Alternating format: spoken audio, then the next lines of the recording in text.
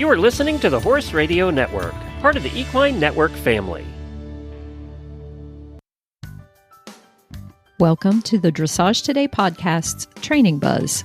These short podcasts bring you the best tips straight from our subscription video site, Equestrian Plus.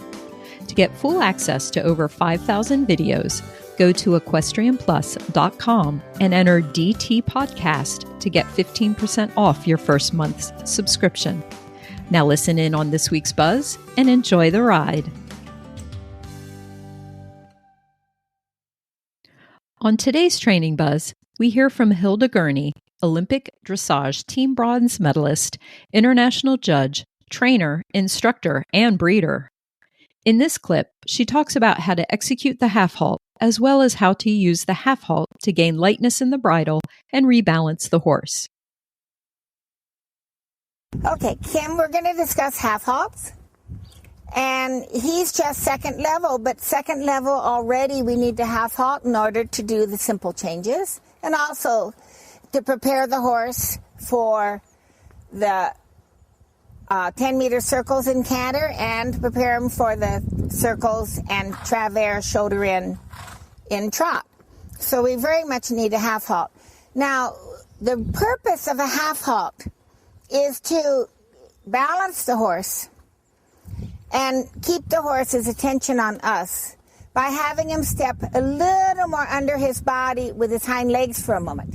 And he should undulate his pelvis. In other words, if you look at me, he should round his back a little and step forward with the hind legs. And it makes it a little tricky because you're following the horse's motion with your hip, and you want to sit deep in half-halt, and then you want to swing your hips a little less of a swing, your strokes of your hips swing a little less as you ask the horse to half-halt or check a wee bit with your hand aids. But you don't want to really stop the rear end. You simply want to say to the horse, lighten the front and come more under behind. And you want to brush both legs back for the half-halt. Now, how much you use those legs depends on the horse. Some horses you need to use a lot of leg, and some horses you can't because they'll go more forward and they'll run through your hand. Some horses that are really forward horses use very little leg. You indicate the half-halt mostly with your seat aids and restraining rein aids. You want to sit, I think, look at me a minute, of spreading my thighs a little in half-halt. So my seat's a wee bit deeper, but I try not to make my seat heavier by pressing down with my seat.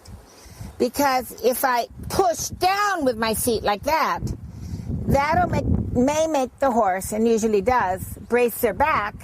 And then if a horse, look at me a minute, if the horse braces its back, it can't engage the hind legs. If it relaxes its back, it can. So you want to make sure that the back does not brace. So you can't lean back and pull. That'll never give you a half-halt. That'll stop that horse's back. And when you get off your horse, you can just do this. Bring your knee up and then lock your back and try to bring your knee up.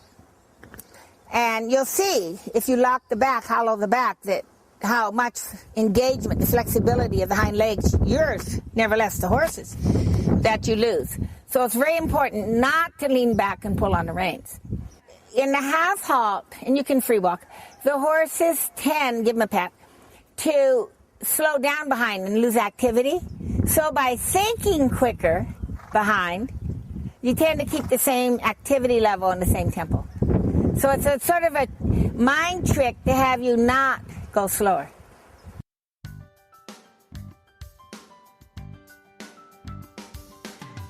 We hope you enjoyed this bonus podcast. Remember, go to equestrianplus.com to subscribe to our online catalog and enter DT Podcast to get 15% off your first month. Thanks for listening.